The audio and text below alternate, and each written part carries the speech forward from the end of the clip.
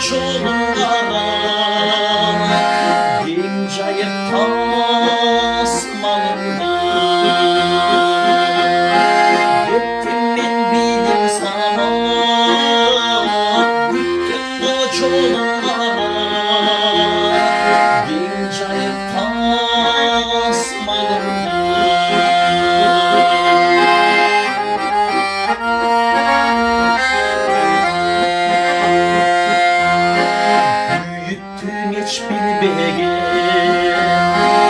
gün kalan geç girbegen arka ben atamızdan çoktuğu sezdirbegen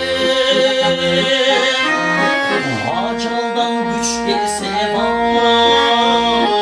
alamda güç verse bana almaştan geç kim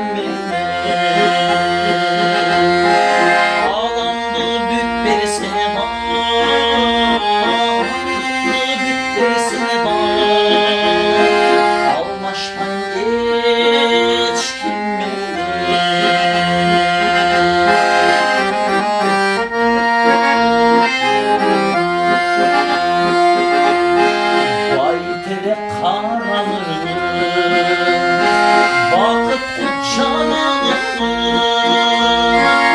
Udaydan ömrü teylen Kışaysın tayadı Şanatkan ayandın Peygamber bayandın Bir şeytan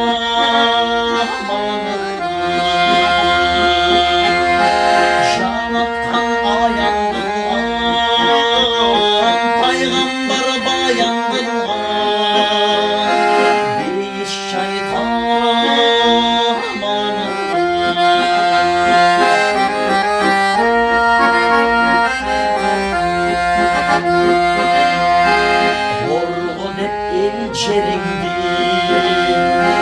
tarbiya bergenlikti